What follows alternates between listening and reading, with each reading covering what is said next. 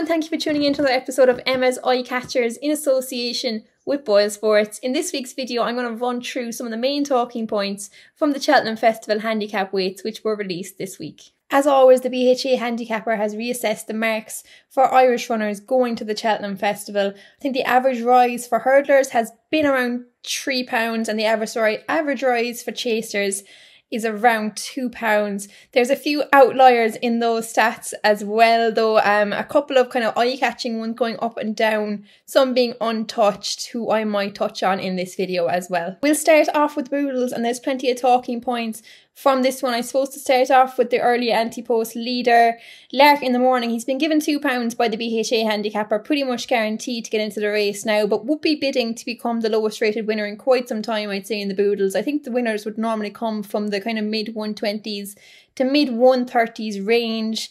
One more eye catcher from Ireland, Batman Girac, kind of a talking horse from the Willie Mullins stables. He has been given an unchanged rating of 133. I'd imagine Connections would be pretty happy with that. I think he has decent form in France. Hasn't looked like the simplest kind of character, but I'd say he's got a fair engine, and I think offer rating of 133, Klaus Sutton couldn't have been much more happy with that going into the Cheltenham Festival.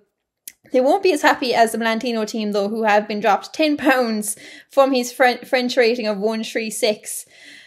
The JP McManus Owen Gelding has been given every chance, in fairness, to run a big race in the Boodles. I wouldn't be totally convinced he'd be the real kind of speedy type for this. He kind of looks like more like a stayer, but he did have good form in France before coming over to the UK. Had been placed in some decent graded races over there.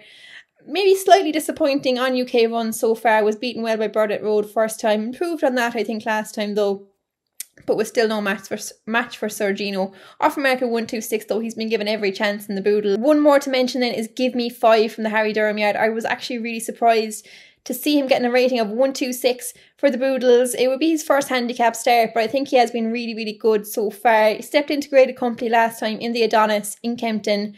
Ran close, a highly regarded Paul Nicholls juvenile hurdler who won't be heading to Cheltenham, but I think he's just done nothing wrong so far, and I think a mark of 126 is really workable for the Durham team.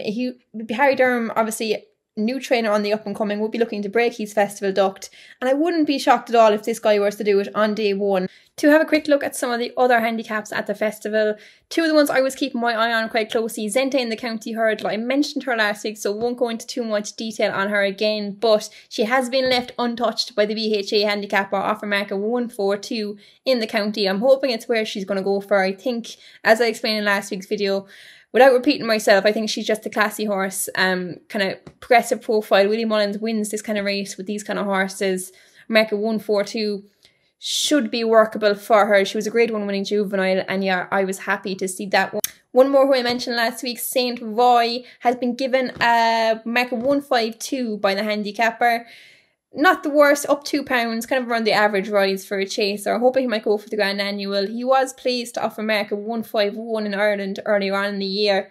So yeah, I'd be happy enough with that for him as well.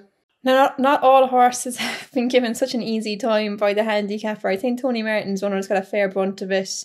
Read to Return and Good Time Johnny, they've been given £11 and £10 respectively, which seems like plenty in fairness. I think the handicapper, in the case of Good Time Johnny, said he wasn't satisfied with his chase runs this year. He's been beaten, I think, an average of 45 lengths on all chase starts this season. He's been brought up to a mark of 142, which is the same mark he won the Pertemps final over hurdles last year. But you'd question, is he the same horse over fences? The handicapper found it hard to conclude on him, so he gave him the £10, which seems like plenty.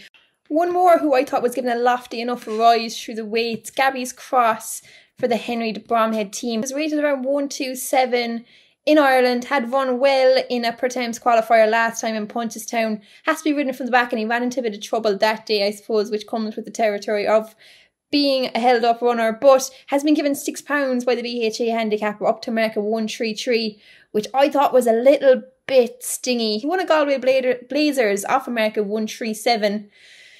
Up to a similar mark now, I suppose. The question is he still as good a horse, and is he as good over hurdles? I'd hope he was. I thought he was just really eye-catching in that Punchestown qualifier. Had been gone up to a mark at the mid-140s over fences, which he kind of struggled with a small bit.